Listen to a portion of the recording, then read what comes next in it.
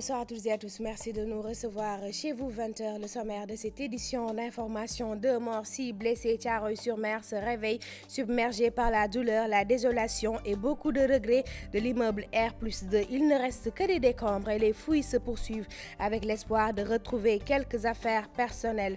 Retrouver la sérénité dans les entreprises avec la réduction des accidents du travail. Défi de la Caisse de sécurité sociale. Cette année, l'institution en a dénombré 2400 à leur urgence pour l'amélioration de la gestion des risques professionnels. Peu importe le risque, peu importe le sacrifice, jamais de regret pour le plaisir de son enfant autiste. Cette mère de famille accepte de fermer une parenthèse de sa vie. Aujourd'hui, elle nous ouvre une page de son histoire, de leur histoire, son quotidien avec une fille atteinte d'autisme, maladie neurologique qui touche les enfants de 0 à 3 ans et parfois ceux de 12 ans. Au Sénégal, pas beaucoup de spécialistes et presque pas de prise en charge. Le monde célèbre l'autisme aujourd'hui.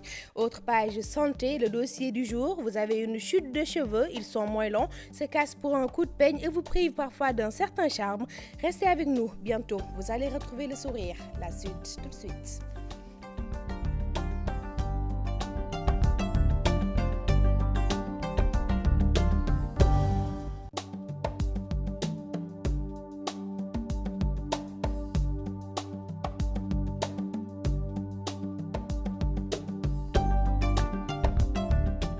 Bonsoir, merci de nous accueillir chez vous. Direction l'aéroport Léopold Sédar Senghor pour retrouver Mame Birame Diouf. Mame Birame, bonsoir. Bonsoir. Vous êtes à l'aéroport Léopold Sédar Senghor où d'un moment à l'autre est attendu le chef de l'État Macky Sall. Exactement, Assoumane Thioub, le chef de l'État qui est attendu donc dans la soirée d'aujourd'hui. Il doit arriver, selon nos sources, donc vers 21h. Alors, la mise en place qui va également s'achever d'ici peu, puisque au plus tard, 20h30, va finir donc cette mise en place pour permettre au monde qui sera là d'accueillir le chef de l'État et lui permettre également de faire une déclaration. Cette déclaration, donc, bien évidemment, attendue par la presse pour recueillir les grands points de cette visite officielle que le chef de l'État a entamée depuis mardi dans le Royaume en Arabie Saoudite. Visite donc qu'il a eu donc à bien gérer là-bas en Arabie Saoudite puisqu'il a eu des entretiens, des conversations bien sûr avec donc le roi Salman qui lui a même témoigné toute sa reconnaissance vu le leadership que le chef de l'État sénégalais donc incarne et également le travail énorme qu'il abatte en Afrique et dans le monde. Le chef de l'État sénégalais Macky Sall, donc, qui a profité également de cette visite officielle en Arabie Saoudite pour effectuer la Omra depuis le 31, le 1er avril également, 2 jours durant. Donc le chef de l'État qui s'est attelé à ces tâches. Alors toujours pour parler de cette visite officielle, le chef de l'État qui a eu à recevoir également des personnalités du Royaume et des échanges également entre personnalités sénégalaises, des hommes qui représentent donc le pays pour toujours densifier et permettre à cette visite d'avoir tout son sens. Rappelez que les deux pays donc ont des relations culturelles, des relations économiques profondes et cela ne date pas d'aujourd'hui. Alors c'est le moment bien sûr de vivre tout cela encore pour permettre aux deux pays et aux populations de profiter pleinement à Assoumane Thioub de cette visite. Mame Birame Diouf, merci. Abdou Fall dissout son mouvement Andou Nawlé dans l'APR et refuse de parler de transhumance, plutôt une contribution au développement économique du pays aux côtés du chef de l'État Macky Sall. Abdou Fall et son organisation ont rencontré la presse aujourd'hui à Diatala Mohamed Dian. Le mouvement Andou Nawlé fondu dans l'APR grossit les rangs de Benno Bokk Yakaar. Son seul objectif, accompagner le président de la République dans ses chantiers de construction nationale et promouvoir le Sénégal émergent. Un des grands problèmes du Sénégal a été la rupture qu'il y a eu entre le président Dia et le président Senghor. C'est le président Dia qui avait conçu avec le père Lebré le premier grand programme de développement qu'il n'a pas pu achever. Depuis lors, on est dans les errements. Depuis lors, 40 ans après, le premier plan élaboré, planifié, fondé sur une vision claire qui existe, c'est le plan Sénégal émergent. Il n'y en a pas d'autre. Mais de grâce, rassemblons-nous autour de ce programme pour nous attaquer au seul problème qui compte, la vie des populations. Interpellé sur la transhumance, Abdou Fall, le leader de l'organisation, refuse de se considérer comme un acteur du phénomène. Je pense qu'on peut avoir des points de vue différents, mais respecter la dignité les uns et les autres. Moi, je ne me sens pas du tout concerné par ce débat. Du tout. Quand même, on ne va pas rassembler la presse nationale des responsables de ce niveau et de ce rang pour réduire l'entretien à « je ne suis pas transhumant ». Ça n'a pas de sens. Les questions soulevées ici sont d'un enjeu et d'une importance telle pour le devenir du Sénégal que je pense que nous avons intérêt à les envisager autrement. Sur la réduction du mandat présidentiel, Abdou Fall n'a pas voulu se prononcer, préférant attendre prendre ses marques dans l'APR pour donner son point de vue. Pléthore de partis politiques au Sénégal, leader de l'alternative citoyenne Andou Naoulé pour la création de 4 pôles idéologiques à l'image des grandes nations pour un renforcement de la démocratie et une meilleure gestion de l'espace politique. Abdou Fall, que nous écoutons avec Adia Talla. ñaari parti ñoo ngankoon réew mi tey vraiment juróom-benn fukki at yi. Seuls 2 partis étaient là depuis 60 ans. Aujourd'hui, le parti de Macky Sall fait irruption. Ce qu'on veut, c'est l'accompagner, faire en sorte qu'il accomplisse ce qu'avait réussi Senghor en achevant son programme. Maintenant aussi, on souhaite présentement qu'on ait 4 à 5 pôles, notamment celui socialiste, libéral ou républicain. S'il y a des marxistes aussi, qu'ils se regroupent. Ensuite, assurer la formation dans les partis politiques. Maintenant ñeneen ñi su amee ay marxiste wala ay conservateur wala tout ñu am mais noonu lay réew di doxee comme ça débat bi nag tax si loolu sax mooy may débat bi niveau. Après l'horreur, Thiaroye-sur-Mer se réveille endeuillé. L'effondrement de l'immeuble a fait finalement 2 morts et 6 blessés sur place. Là, on s'active encore pour essayer de sauver ce qui peut l'être, tout dans la désolation et beaucoup de regrets. Aminata Mbaresso. Des images qui en disent long sur la violence de l'effondrement. Sous nos yeux, un immeuble R+2 réduit en des tonnes de gravats. Les choses se sont passées très vite, en une fraction de seconde. C'est à l'heure du déjeuner que l'effondrement s'est produit. Je ne comprends absolument rien. Le drame a lieu à Thiaroye-sur-Mer, sous les décombres, 4 blessés, 2 morts. Les victimes, le gardien de l'immeuble et un ouvrier qui travaillait dans le magasin de vente de pièces détachées. Au moment de l'effondrement, je me suis sauvé. Malheureusement, les 2 autres ont été piégés sous les décombres. J'entretenais de très bonnes relations avec Murtala, le gardien. Il lui arrivait très souvent de passer me voir dans mon lieu de travail. Construit en 1999, le bâtiment est passé à un type R+2 dans les années 2010. Le magasin des pièces détachées se trouvait au rez-de-chaussée. C'est par la suite que le propriétaire a rajouté 2 autres étages. On ne peut pas se lever un bon jour et vouloir élever un bâtiment. C'est impossible. Des pertes en vies humaines, des dégâts matériels énormes. Les circonstances de l'effondrement non encore identifiées n'empêchent, à Thiaroye-sur-Mer, le danger est toujours là. Réfection de vieux bâtiments, transformation sans autorisation dans le secteur de la construction. On dirait que rien ne se fait dans les normes ni avec l'avis des spécialistes ou des techniciens. C'est le regard, l'appréciation des ouvriers rencontrés par Fatou Bintou Conté. Alors, selon eux, seul l'État peut mettre fin à l'anarchie qui règne. Les images sont de Maud Diop. Il ne se passe un jour sans qu'un bâtiment ne s'effondre dans un quartier à Dakar. La faute, selon ce maçon, incombe aux propriétaires des maisons. La plupart de ces effondrements sont le fait de leurs propriétaires, car il arrive que tu construises un bâtiment qui n'était pas si solide. Une fois qu'une rentrée d'argent survient, tu veux construire des étages. Pour la construction de certains bâtiments, aucune norme n'est respectée. Selon ce chef de chantier, le laxisme est remarqué sur la construction des maisons. Au lieu de faire un plan d'étude, tu préfères monter des paliers. Et nombreux sont les ouvriers qui ne disent pas la vérité aux propriétaires des maisons sur la qualité des travaux.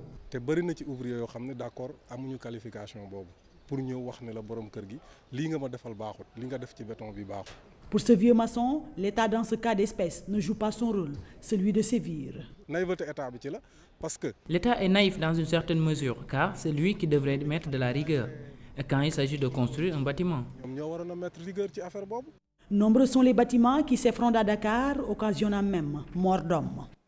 Et pour la directrice de la prévention des risques à la Caisse de sécurité sociale, il faut un contrôle certes et une synergie d'action pour maintenir les immeubles debout et en bon état. Bientôt un comité sectoriel avec l'appui du ministère de l'Urbanisme et de certaines entreprises. Marie Diallo, que nous écoutons avec Maïmouna et Djibi Diallo. Toujours un événement malheureux d'entendre ce genre de nouvelles.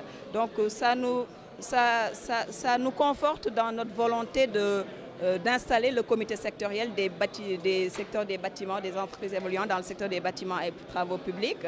Donc pour toujours aider ces entreprises, les accompagner à mieux prendre en compte les risques professionnels dans ces domaines-là. Donc c'est des événements malheureux qui, de manière dommage, se présentent. Donc nous continuons vraiment à œuvrer dans le sens de les minimiser au maximum et qu'il n'y ait pas vraiment de pertes humaines. Effectuer en fait des approches auprès des autres structures, le ministère de l'Urbanisme et les autres ministères qui sont et directions nationales qui sont concernées, interpellées par ces questions-là, pour avoir encore une fois une synergie d'action. Autre danger, les accidents du travail. En 2014, la Caisse de sécurité sociale en a dénombré 2400. Alors il y a urgence dans l'amélioration du dispositif national en matière de gestion des ressources professionnelles. Une alerte qui coïncide avec le lancement de la 19e édition du mois africain de la prévention des risques professionnels, compte rendu Maïmouna Dia et Djibi Diallo. Un mois pour prévenir, renforcer les capacités, sensibiliser sur les risques professionnels, une meilleure coordination, un plaidoyer pour la direction de la Caisse de sécurité sociale. C'est une activité qui est orientée entreprise, mais aussi c'est une activité qui est orientée travailleurs. Mais au-delà des acteurs aussi, toutes les corporations qui gravitent autour de la prise en charge des questions liées à la vie de l'entreprise. 19e édition du mois africain de la prévention des risques professionnels, une baisse notée dans les accidents du travail. Toutefois, l'élaboration des textes est indispensable pour la prise en charge du secteur informel. L'année dernière, nous étions aux alentours de 2400. Bon, cette année, on est dans l'ordre de 2200-2300. Le travail de prévention est un travail qu'il faudrait amplifier, qu'il faudrait vulgariser, mais aussi qu'il faudrait asseoir au niveau de l'entreprise, au niveau de toutes les exploitations productives, quel que soit le secteur. L'amélioration des conditions de travail dans le secteur des médias est aussi évoquée. La directrice de la prévention des risques à la Caisse de sécurité sociale annonce un nouveau partenariat. Vu le plaidoyer effectué par les acteurs de la presse, nous allons aller plus loin. Nous avons la formation, nous avons l'assistance et le conseil. Nous avons aussi les contrôles des lieux de travail. Les accidents du travail occupent 6% du PIB, un frein pour la croissance économique. La mise en œuvre d'un plan syndical est d'ailleurs prévue cette année pour renverser la tendance. Maïmouna Ndiaye, parlons maintenant d'un métier à haut risque, le métier d'apprenti chauffeur. Leur bureau, les marchepieds, ils les quittent quand ils veulent et parfois en pleine circulation, en pleine course, sans pour autant se soucier des conséquences et souvent imités dans ce geste par certains clients pressés de descendre du véhicule. Mambiram Diouf. Ils pratiquent le geste quotidiennement, les risques sont multiples. Apprentis chauffeurs et clients, jeunes ou adultes, s'en livrent presque à cœur joie. À tout moment, je peux sauter du véhicule. J'ai l'habitude de le faire. Il n'y a aucun risque. Selon eux, se livrer à cet exercice répond à un besoin de bien faire son travail. C'est notre façon à nous de trouver du client. Sinon, on ne s'en sortirait pas. Du coup, ces apprentis chauffeurs sont souvent victimes d'accidents. Moi-même qui vous parle, je suis victime de cela. Je suis tombé sur l'autoroute un jour et j'avais les côtes brisées. C'est récurrent de voir des accidents de ce genre. Les clients sont aussi exposés. Un autre véhicule peut même parfois vous heurter si vous descendez de cette manière.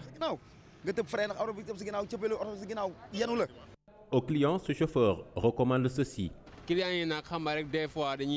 C'est aux clients d'attendre jusqu'à l'arrêt pour descendre. Souvent, ils veulent coûte que coûte faire stopper le véhicule et que cela n'est pas du tout possible. En faisant appel à ces techniques, c'est leur vie qu'ils mettent en danger, chose que déplore ce vieux. Il vaut mieux attendre la voiture s'arrête. Le client, après le chauffeur, tout ça là. Mais quand tu descends, et sans avertir le chauffeur, tu descends, c'est pas bon. Que l'on soit à bord d'un car rapide, d'un Ndiaga Ndiaye ou d'un autre véhicule de transport en commun, vaut mieux éviter un tel comportement.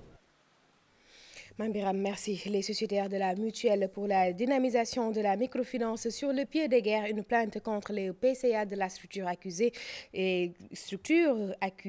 citée pour escroquerie portant sur la somme de 146 millions de francs CFA, une mutuelle déclarée en faillite et par son responsable et par le porte-parole des bénéficiaires, des sociétaires qui exigent le remboursement de leurs fonds Code de Ndiaye.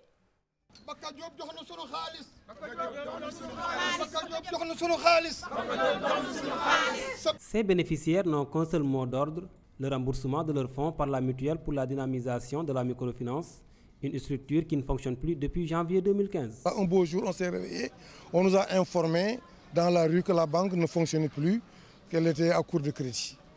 Certains l'ont appris dans la rue, d'autres sont venus pour des opérations de banque, ils ont trouvé les guichets fermés. Nous sommes 450 si on y ajoute le guichet de Cambérène 2. Ces sociétaires de la mutuelle en question rejettent en bloc les arguments du PCA pour justifier une telle faillite. Il a des difficultés, selon lui, pour entrer dans les fonds parce que 85 millions ont été prêtés.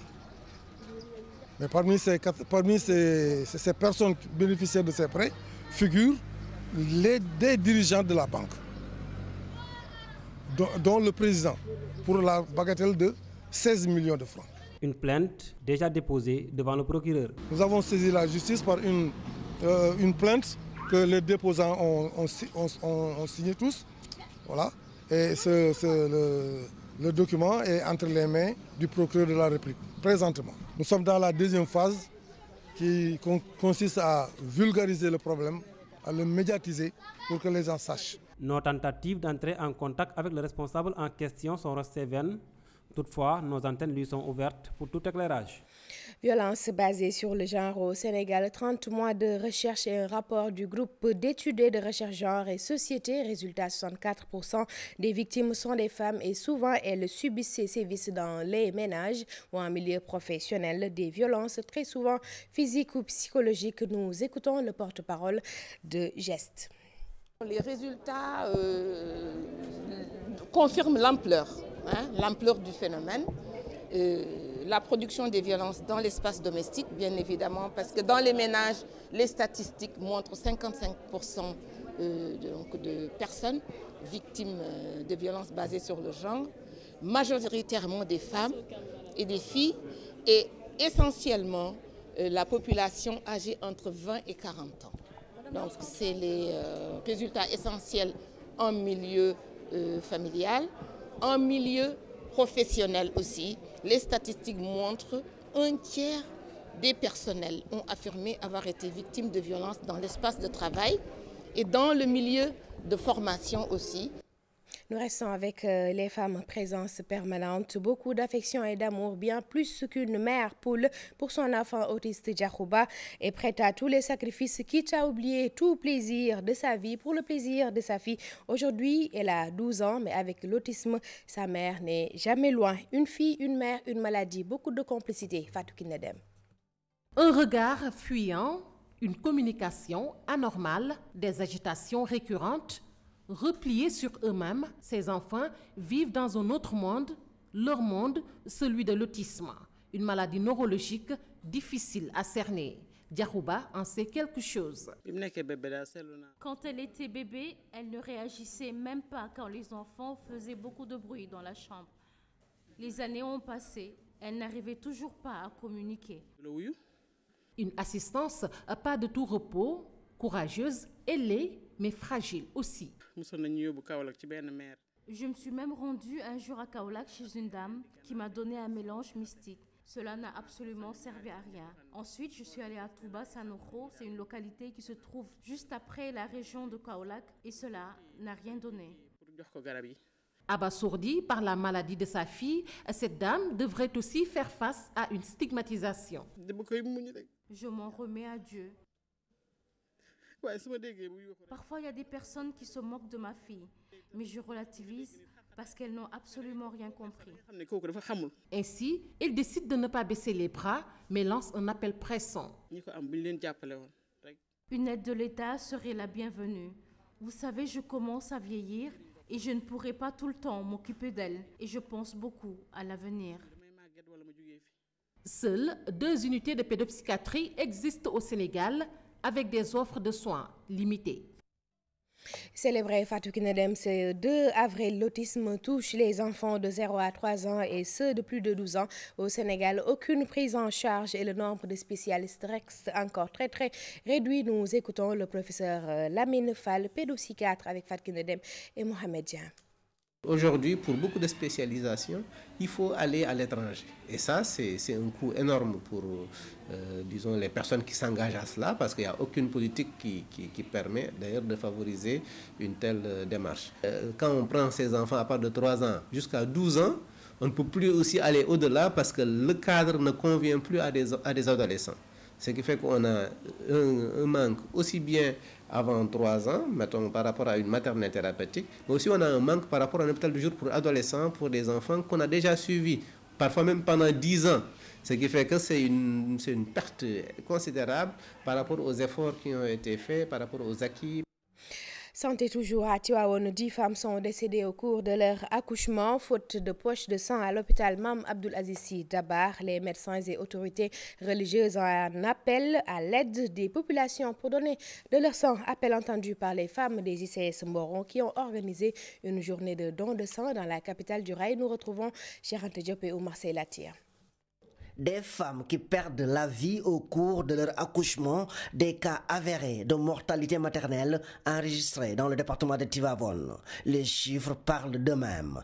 Capitaine Mohamedou Abdoul Sakho, chef de service du laboratoire de l'hôpital Mame Abdoul Aziz Sy de Tivaouane. Et plus que bénéfique parce que le sang ne se fabrique pas. On ne peut l'avoir qu'à partir d'un don.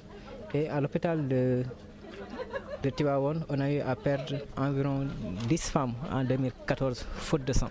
Conscientes de l'ampleur du phénomène, les femmes des ICS Mboro ont pris sur elles l'initiative de donner un peu de leur sang pour sauver des vies humaines. C'est ainsi qu'elles ont organisé une journée de don de sang pour venir en aide à l'hôpital Mame Abdoul Aziz Sy Dabakh de Tivaouane. Kinessi Diouf, la présidente de l'amicale des femmes des ICS. En 2014, on a enregistré quand même 14 cas de décès en accouchement des femmes qui accouchaient je veux dire même ici à l'hôpital de Tivaouane, quand même par manque de sang. Donc ce sont des difficultés que nous voulons effacer. Selon le médecin Mohamedou Sakho, à l'issue d'une rencontre avec le porte-parole du khalife général des Tidjanes, Serigne Abdou Aziz Sy Al Amine, ce dernier a lancé un appel en direction de toutes les populations pour faire de même quant à la santé publique. Cheikh Anta Diop, dans le sud du pays, les populations affectées par la construction de la route nationale numéro 6 reliant Ziguinchor à Kolda seront indemnisées. L'assurance est donnée par le directeur général du MCA Sénégal. C'est en marge de la réunion des parties prenantes au projet État du Sénégal. MCA dont la fin est pour bientôt. Pape Mamadou Ndiaye au micro de Boubacar Diassi. Donc, cette réunion qui était l'avant-dernière réunion avant la fin du contrat était pour nous une réunion importante. Ça a permis de faire l'état d'avancement des projets avec donc, les membres du comité des parties prenantes sur nos interventions dans la zone sud. Il s'agit essentiellement de la réhabilitation de la route nationale numéro 6 entre Ziguinchor et Koungheul et de la construction du pont de Kolda. Nous sortons de cette réunion satisfaits parce que les populations, à travers donc, ce comité des parties prenantes qui nous suivent au jour le jour, donc sont informés de ce que nous sommes en train de mettre sur place et on marque aussi leur satisfaction sur l'état d'avancement. Toutes les personnes qui sont affectées par le projet et qui ont été identifiées à la base donc, ont été indemnisées à 100%. Il se trouve que pendant les travaux, l'entreprise ou l'MCA en tout cas, d'autres personnes peuvent être affectées et en ce moment-là aussi les dispositions sont prises. Ce qui est prévu, c'est que l'entreprise contractuellement a l'obligation d'indemniser ces personnes-là par rapport au barème qui a été identifié par MCA Sénégal. Et si nous notons des difficultés, MCA va se substituer à l'entreprise pour indemniser les personnes et défalquer les montants dus aux entreprises donc, qui sont concernées. Le reportage du jour dans les préparatifs de la 55e édition de la Fête de l'Indépendance. Les troupes sont debout pour le défilé avec une dernière séance d'entraînement ce vendredi. Sur le plan matériel, l'armée et ses partenaires aussi sont prêts. Du matériel et beaucoup de décorations. Fat Bintou Conté pour une fête réussie. Cette année, à la place d'un défilé militaire, sera organisée une prise d'armes. Les préparatifs débutent par un entraînement physique des différents corps de l'armée. Pour ce faire, il y a de l'entraînement qui se fait au niveau des unités. Les douaniers, l'administration pénitentiaire, la police, la gendarmerie, les armées, chacun se prépare pour ce défilé-là. Matériellement, l'armée avec certains partenaires joue leur partition pour la réussite de l'événement et faire de la place de l'Indépendance un lieu digne d'un défilé militaire. Sur le plan matériel maintenant, nous venons ici avec la mairie de Dakar, avec M. le gouverneur, avec le préfet, avec l'AGETIP, avec l'AGEROUTE, avec l'entente Dakar, en tout cas tous les services concernés de la nation, chacun vient apporter sa pierre à l'édifice. Deadline, la veille du défilé. Le commandant de la zone militaire numéro 1 doit remettre les clés au chef d'état-major général de l'armée. On va se préparer jusqu'au 3 avril soir. Voilà. Parce que comme vous le savez, le 4 avril, ce n'est pas seulement le défilé et la prise d'armes, il y aura également la veille au soir, la retraite au flambeau, où on défilera à travers les rues de Dakar et de la banlieue. Parti pour être un défilé d'exception, l'armée ne lésine sur aucun moyen. La commémoration de la fête d'indépendance, en plus d'être une fête pour la nation, demeure un moment fort pour l'armée sénégalaise.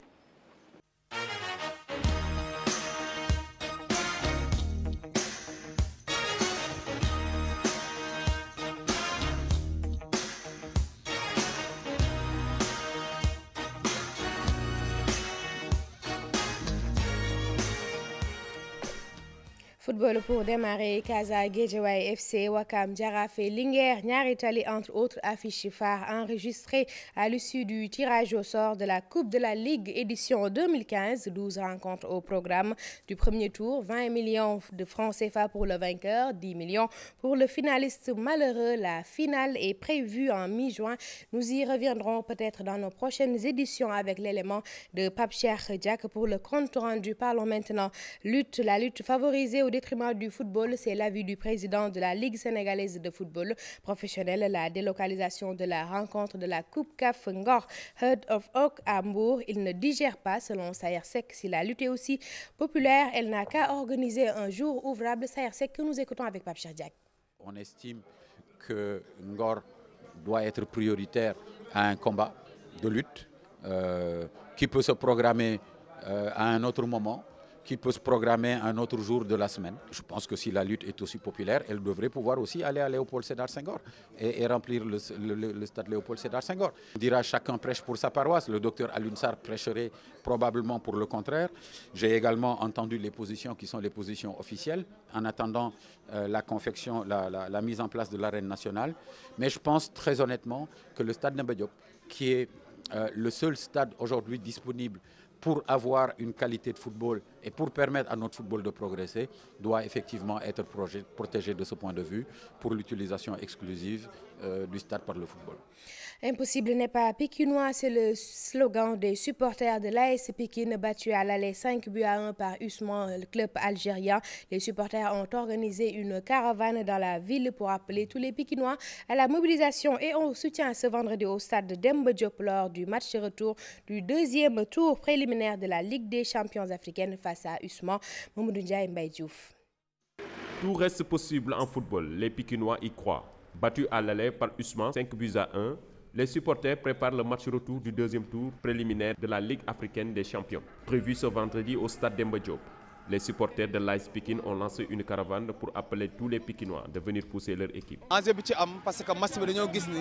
Le pari du match reste la mobilisation. C'est pourquoi le comité des supporters organise cette caravane de 2 jours pour mobiliser tous les Pikinois et sensibiliser les supporters à venir en masse ce vendredi au stade. Et les billets de la tribune découverte sont gratuits pour pousser notre équipe vers la victoire. Sensibiliser Pikinois yi ñu téla ñëw ñu xamal leen ni découverte bi dañ koy def gratis dinañ yor billet yi dina disponible ku ñëw dinañ la jox billet. 4-0, c'est le score qu'il faut pour décrocher la qualification. Les supporters restent optimistes. On a l'habitude de le dire, impossible n'est pas Pikinois. Le seul mot d'ordre, c'est que ceux qui ne croient pas à la victoire finale devront rester chez eux. Nous, on a la conviction que nous allons se qualifier pour ce match. On fait appel à tous les Pikinois, les femmes, les jeunes et tout, pour qu'ils viennent pousser l'équipe pour la gagne finale. On y croit dur comme fer. Et c'est possible, cette qualification, car impossible n'est pas Pikinois.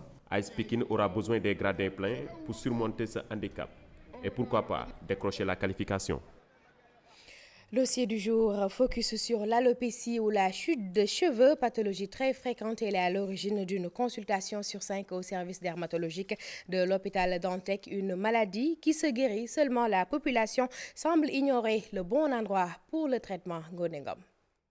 Synonymes de jeunesse et de beauté, ces tiges sont souvent sujet d'inquiétude pour beaucoup de femmes.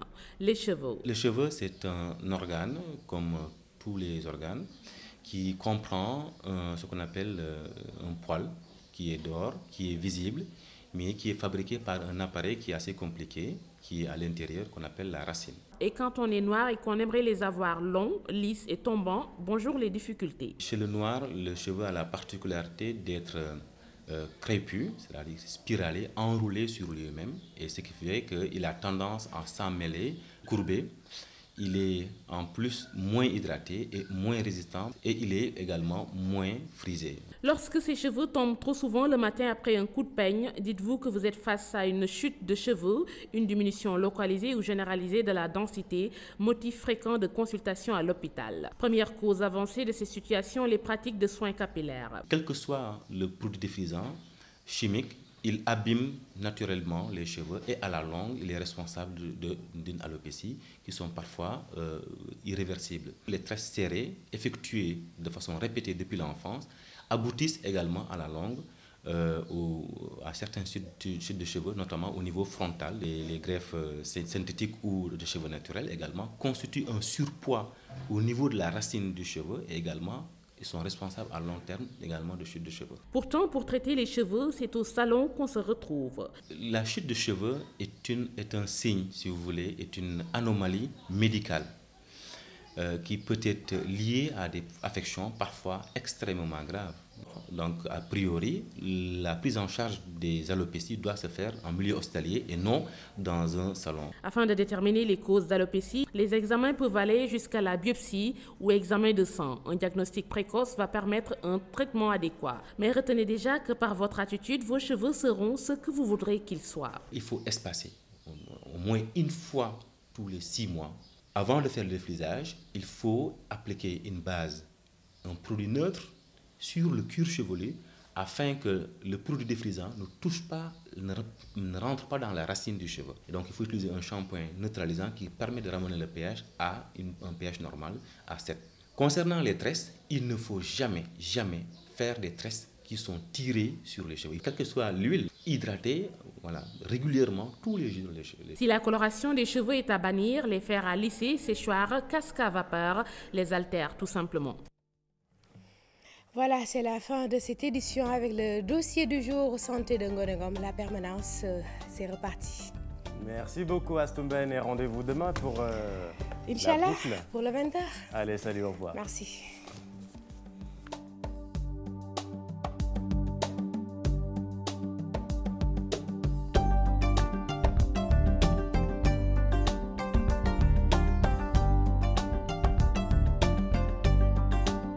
Merci beaucoup Astumben. Tube place maintenant à l'invité du 20h. Antoine Diouf reçoit le journaliste et analyste politique, consultant international Adama Diouf pour revenir sur la situation politique du pays, la traque des biens mal acquis, la transhumance, avec le retour de Mohamed Buhari à la tête du Nigeria, première puissance africaine économique. Monsieur, bonsoir Antoine. Merci Chérif. Mesdames, Messieurs, bonsoir. Merci d'être venu sur le plateau de la télévision Futur Média. Ce soir, nous recevons un éminent journaliste, consultant international, Adama Gaye, il s'appelle. Bonsoir Adama. Bonsoir. C'est toujours un plaisir de vous recevoir. Aujourd'hui, nous allons évoquer des sujets nationaux et internationaux. D'abord, l'actualité politique au Sénégal. Oui, avant cela, permettez que je vous remercie de m'avoir invité, de saluer vos téléspectateurs et surtout de m'acquitter quand même d'un triste devoir. C'est de saluer la mémoire d'un grand artiste, un grand acteur de la vie publique sénégalaise, le couturier Issa Sen, dont j'ai appris le décès aujourd'hui. Il y a moins de 3 semaines, le 17 mars, de Paris, je venais sur Dakar, j'étais avec lui, nous causions à bord en présence justement de M. Souleymane Jules Diop, et M. Sen nous expliquait quelles étaient ses ambitions dans son domaine d'activité. Il avait, me disait-il, 250 employés, rêvait de créer une usine de production de bassins au Sénégal, et je le voyais vraiment très enthousiaste par rapport à ces projets, et voilà, en plein vol, il est décédé. Voilà. Alors, pour revenir au sujet du jour, l'actualité politique aujourd'hui est marquée par une série de transhumances d'anciens opposants qui sont aujourd'hui avec le président Macky Sall. Ceux qui le pourfendaient hier sont aujourd'hui avec lui. Est-ce que cela vous choque? Ça ne me choque pas. Pourquoi? Ça me donne envie de rigoler parce qu'il n'y a rien de nouveau sous le soleil politique sénégalais. Depuis les socialistes, sous Abdoulaye Wade par la suite, et maintenant sous Macky Sall, c'est la même rengaine des mêmes acteurs qui cherchent à trouver grâce auprès de ceux qui se trouvent en place, et ils utilisent des artifices. Je pense vraiment mieux vaut les laisser avec leur conscience, et également les laisser demain faire face à leur Seigneur. Oui, mais on ne peut pas quand même se taire face à un phénomène éhonté comme le qualifient certains. C'est méprisable comme démarche. Ce n'est pas une bonne démarche, mais je pense en politique, les gens ont le droit de faire des choix, y compris les choix les plus critiquables, qui soient les plus condamnables. Et je pense que la transhumance, qui est l'une des pratiques tropicales de la politique au Sénégal, c'est une pratique qui mérite d'être condamnée. Et il faudrait peut-être envisager des mécanismes légaux, des mécanismes politique pour freiner que ça soit freiné. Parce que sinon, on continuera à réinventer la roue avec les mêmes qui vont revenir. On n'arrivera jamais à réaliser. On ne pouvait pas l'imaginer sous le président Macky Sall. Aujourd'hui, c'est arrivé. La transhumance. Oh non. Pour quelqu'un qui a quand même, durant sa campagne électorale, développé un certain nombre de vertus. Mais il ne faut pas oublier qu'il est de l'extraction de certaines pratiques politiques. C'est un monsieur qui appartient au PDS à l'origine et qui a lui-même pratiqué la transhumance. Je dirais que... Il ne peut pas s'en départir, se départir de certaines pratiques, je veux dire. Ben, je pense que c'est ce qu'on attendait de lui. Mais, entre guillemets, la réelle politique a pris le dessus sur la politique vertueuse de réforme des pratiques politiques de ce pays. Je pense que s'il le fait, c'est un bon politicien. Il calcule les retombées. C'est peut-être qu'il y a une société qui donne la massification de son parti, c'est l'argument utilisé le plus souvent par ses partisans. C'est un argument spécieux, mais encore une fois, il faut aller au-delà de ces individus qui agissent de cette manière. Qu'est-ce qu'il faut comprendre alors? Nous avons une société qui pardonne trop souvent, n'est-ce pas? Ceux qui détournent, ceux qui volent, ceux qui ne respectent pas les pratiques. C'est comme si j'ai l'impression que nous sommes dans une société qui n'est pas pour des comportements éthiques, une rigueur éthique. Non, je crois que les Sénégalais ne semblent même pas tellement disposés à écouter ce discours. Il faut participer au banquet et partager le reste du banquet, le trickle-down economics. C'est ça que les gens veulent. Et donc, eux aussi, ils ont compris. Ils s'en vont à la soupe, comme beaucoup le font aujourd'hui au Sénégal, avec la bénédiction souvent de leur famille, de leurs parents, de leur environnement. Et tant qu'il n'y aura pas une transformation au niveau de la société pour qu'il y ait une distance, une critique ferme et des mesures, des normes qui soient mises en place pour empêcher que ces pratiques-là écoulent, je crois que ça, on continuera à le faire. En d'autres termes, il faut instaurer la République des valeurs. La République des valeurs, c'est facile à dire. Je pense qu'il faut créer les normes. Obama, quand il est arrivé au pouvoir en juillet 2009, lorsqu'il est allé pour la première fois en Afrique, au Ghana, quand il a parlé à l'Afrique, il a dit qu'il faut des institutions fortes. Il faut donc effectivement un certain nombre de mécanismes qui empêchent ces pratiques-là. Tant qu'il n'y en aura pas, mais les gens continueront. Oui, ces transhumants vous disent qu'on veut accompagner le président Macky Sall dans sa vision de l'émergence pour le Sénégal. Ce n'est pas convaincant comme argument. Non, je pense en démocratie, il y a un pouvoir et une opposition, il y a des contre-pouvoirs. C'est ça la règle. On peut soutenir, si on y croit, à la politique d'émergence, sans pour autant être à l'intérieur. On peut le faire à partir d'une position de l'opposition. Il y a des moments où on peut poser les bonnes questions. Je pense que ce n'est pas nécessairement cette pratique de la démocratie à la malienne, ce consensus totale qui voit les forces, non seulement d'opposition, mais les forces citoyennes, les forces civiles s'affaisser. Cela n'est pas une bonne chose, ni pour le pouvoir en place, ni pour ceux qui vont vendre leur âme pour essayer de participer au banquet. Quand le président Macky Sall accédait au pouvoir, vous étiez très pessimiste. Aujourd'hui, 3 ans après, votre appréciation de la gestion du pays? Je n'ai pas changé mon diagnostic. Vous avez le même... J'avais dit entre la peste et le choléra. Oui. Et j'avais refusé de voter. Il fallait se pincer pour choisir. Je crois que, quelque part, mon diagnostic est repris par certains. Le pays ne marche pas?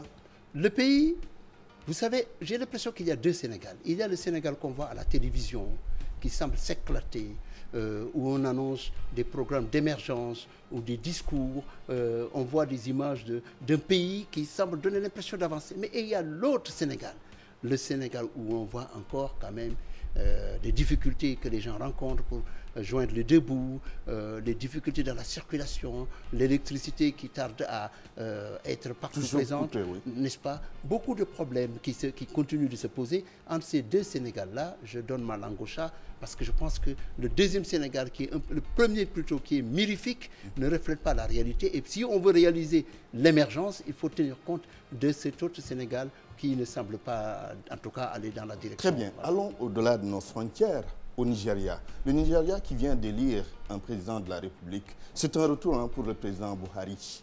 Alors, quel sens donner à cette élection? Quelqu'un qui a dirigé d'une main de maître ou d'une main de fer le Nigeria, 72 ans, qui revient aux affaires. Quel sens donner à cette élection? D'abord, c'est un miracle à la nigériane. Pourquoi vous parlez de miracle? Mais parce que tout le monde s'attendait à ce que cette élection se termine par soit un bain de sang, par des violences ethniques. Or, au bout du compte, ils ont été exemplaires. Ils ont, disons, été largement exemplaires. Les gens ont voté massivement. Une fois de plus, le peuple nigérian a montré que le vrai souverain, c'est le peuple. C'est une première chose. La deuxième leçon que je tire de ça, c'est que, à la différence du discours qu'on semble tenir au Sénégal sur le jeunisme, entre guillemets, le discours qui consiste à dire qu'il faut des présidents nés après les indépendances, après 1960, c'est contredit par l'élection d'un homme qui a 72 ans, n'est-ce pas? Il faut éviter d'être dogmatique, n'est-ce pas? Et c'est ce que je retiens comme deuxième leçon de cette élection. Troisième leçon que je retiens, c'est que le Nigeria reste une société, au-delà de sa démocratisation entamée depuis le 29 mai 1999, avec le retour du pouvoir de façon démocratique à ceux qui sont élus, par les militaires qui avaient décidé donc de quitter la scène politique, nous sommes toujours confrontés à ce qu'on appelle au Nigeria la forme de politique, ce qui s'appelle militix, la politique par les militaires. Parce que ce soit Obasanjo qui a été élu le 29 mai 1999 ou Buhari qui est élu, ce sont quand même des produits des casernes nigérianes. Donc ça, c'est une autre dimension. Oui, un général musulman qui a quand même dirigé le Nigeria, comme je le disais tout à l'heure, avec une main de fer, est-ce qu'il peut être une solution face à la question de Boko Haram? Oui et non. Oui, il peut régler ce problème-là par la force. Il l'avait déjà fait au début des années 1980, quand il était devenu président. Cette fois-ci, il y a une autre montée en puissance des revendications ethniques et religieuses dans le nord du pays en particulier. Mais fondamentalement, ces revendications sont liées aux difficultés économiques que rencontrent les populations du nord et qui ont voulu donc par là manifester leur volonté de faire part de l'ensemble fédéral. Est-ce que Buhari peut réussir? Il va encore pratiquer la méthode forte qu'on lui connaît, comme il l'avait fait au temps où il gérait le pays avec le général Idi Agbon, quand tout le monde était terrorisé par les méthodes Buhari. Je pense qu'il a retenu la leçon. Il lui faut régler les problèmes économiques du pays, et cela est un grand problème dans le contexte de la baisse drastique des prix du pétrole, qui réduit sensiblement les recettes de l'État fédéral nigérian, et en même temps la remontée du dollar qui affecte, n'est-ce pas, les importations du Nigeria. En d'autres termes, tirer les leçons des échecs de son prédécesseur, le président Goodluck Jonathan. Mais le général Goodluck Jonathan, je dirais plutôt le général Bad Luck Jonathan, parce qu'il n'a pas aidé le Nigeria à réussir son émergence. Même si aujourd'hui le Nigeria est la première économie mondiale en termes de produit intérieur brut, il faut quand même dire que le pays reste confronté à d'énormes difficultés, les clivages ethniques, les clivages religieux entre l'Est, l'Ouest, et le Nord, mais enfin les problèmes économiques dus au contre-choc pétrolier et également à la montée du dollar. Je crois qu'il va falloir qu'au-delà de ces méthodes militaires qu'on connaît à Buhari, qu'il puisse être un peu plus souple et qu'il s'adresse aux questions économiques. Je pense que cette fois-ci, il a retenu les leçons. Voilà, revenons sur la question de la bonne gouvernance avec le modèle namibien. Est-ce que ce modèle peut prospérer au Sénégal? Oh, écoutez, la Namibie, c'est un pays qui m'est cher au cœur. Oui. J'en reviens. Oh, oui. Le nouveau président qui a été élu est un ami à moi de longue date. Il a pris fonction le 21 mars dernier à Windhoek. J'étais l'un de ses invités. Ce qui m'a frappé, c'est que 25 ans d'indépendance de la Namibie ont permis à ce pays d'avoir une démocratie apaisée. C'est la 3e fois qu'il y a une passation de pouvoir. L'économie se porte bien et les questions raciales sont gérées grosso modo de façon efficiente, n'est-ce pas? Avec un taux de chômage un peu élevé, 29% environ. Oui, mais c'est un pays qui est parti pour décoller. Avec des revenus très inégaux. Oui, parce qu'il faut savoir les conditions de l'accession à l'indépendance de la Namibie. Il a fallu faire, n'est-ce pas, des accords dans le cadre des négociations qui étaient menées pour le retrait des forces cubaines d'Angola et le retrait des forces américaines de l'Afrique du Sud et la fin de l'apartheid, n'est-ce pas? Ça, c'était la base de l'indépendance. Il fallait un deal pour éviter que le pouvoir aille aux vainqueurs, comme ça a été le cas ici, n'est-ce pas? La justice des vainqueurs, souvent, est problématique. Dans le cas de la Namibie, ce que l'on voit, j'ai vu, c'est une économie qui est partie pour décoller. Les ressources naturelles sont dans le pays. Les investisseurs ont vu que c'est la paix et la stabilité. Et il y a une qualité de gouvernance.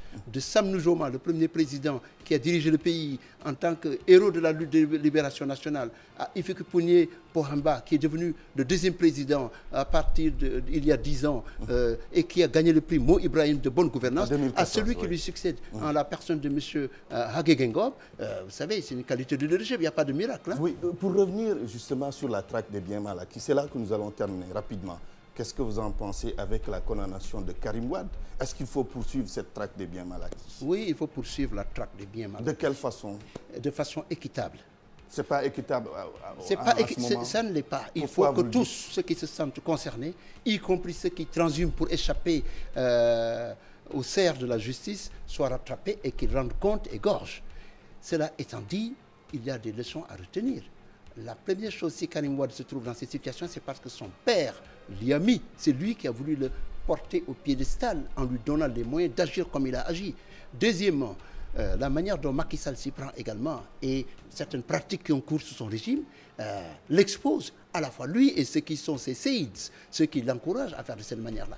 Je pense, en règle générale, que les meilleures transitions démocratiques sont celles que l'on appelle démocratie pactée. Dans l'histoire, les gens ont négocié les processus démocratiques pour que, à l'arrivée, n'est-ce pas, on puisse trouver des consensus autour de certaines valeurs, de certains actes, n'est-ce pas? Et je pense que c'est ce que j'ai cru sentir dans le premier discours de Buhari au Nigeria, parce que autant il a dit qu'il lui fallait combattre Boko Haram sans relâcher, sans état d'âme, autant il a immédiatement dit qu'il pardonnait à son prédécesseur, Goodluck Jonathan. Adama Gaye, je vous remercie. Je vous remercie très sincèrement. Je rappelle que vous êtes journaliste, consultant international. Vous êtes également spécialiste de la Chine. Merci d'avoir répondu à cette invitation. C'est mon plaisir. Mesdames et messieurs, bonsoir. Merci de nous avoir suivis. Bonsoir chez vous. À vous, Chérif Diop. Merci beaucoup Antoine, qui était avec le journaliste Adama Gaye, qui a parlé de transformation de la société pour éradiquer la transhumance. Le bon déroulement des élections au Nigeria, un miracle selon lui. Pas de violence, en tout cas, on l'espère pour la suite, notamment la guerre déclarée par Mohamed Bokari à Boko Haram. Finalement, la chance n'était pas avec Goodluck cette fois-ci. La pub et on revient tout juste après.